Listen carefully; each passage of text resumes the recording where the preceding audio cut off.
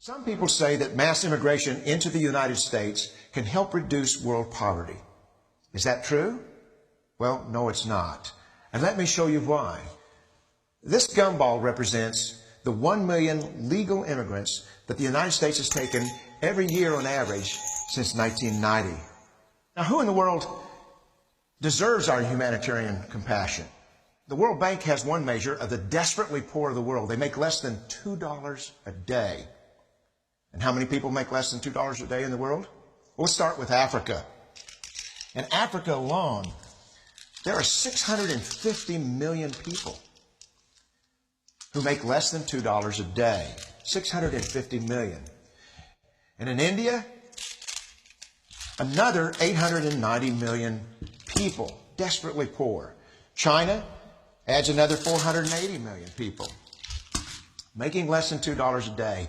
And unfortunately, the rest of Asia has a heartbreaking 810 million people who the World Bank says make less than $2 a day. And finally, there's 105 million of Latin America's population that are desperately poor. All told, the World Bank says there are 3 billion people in the world. 3 billion people who are desperately poor, making less than $2 a day. That's 3,000 gumballs. And every year, we take 1 million and suggest that we've somehow made a humanitarian difference. Of course, we don't pull our immigrants from these desperately poor populations, do we?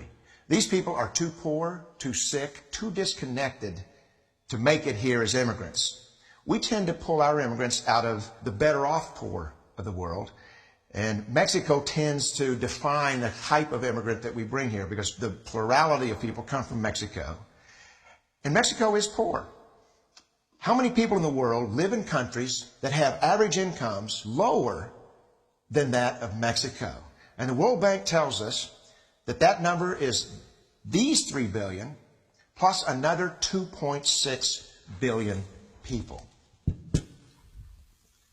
5.6 billion people in the world who live in countries with average incomes below that of Mexico. That's 5,600 gumballs. And so what is it that the elites are telling us? They're telling us that when we take this 1 million immigrants, that we somehow or another are tackling world poverty. And we have to do it regardless of the effect on our unemployed, the working poor, the most vulnerable members of our society, regardless of the effect on our natural resources. Even if we went by the most radical proposals in Washington, which are to actually double our immigration to 2 million a year,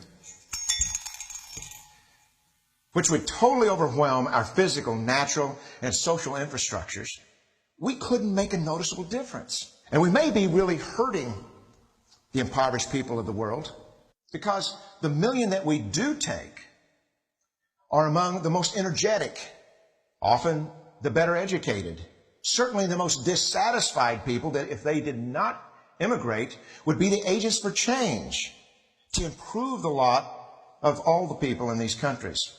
The true heroes in the global humanitarian field are the people in these countries who have the wherewithal to immigrate to another country, but instead stay in their countries, to apply their skills to help their fellow countrymen. Unfortunately, our immigration system tends to entice these very type of people to abandon their countrymen. The impossibility of making even a dent is actually worse than it looks here. Because last year, when we took 1 million immigrants, these countries added, births over deaths, 80 million more people into the impoverished population. And this year, Congress is bringing in 1 million legal immigrants. And this year, according to the United Nations, these countries are expected to add another 80 million people. And next year, you can be quite sure that Congress, unless stopped by the American voters, will bring in another 1 million immigrants. And these countries, unfortunately, will be adding another 80 million people. into these impoverished nations. We could take 5 million a year, but we'd never get ahead of what's happening in these countries. Not in this century. Don't you see? Immigration can never be an effective or significant way to deal with the suffering people of the world.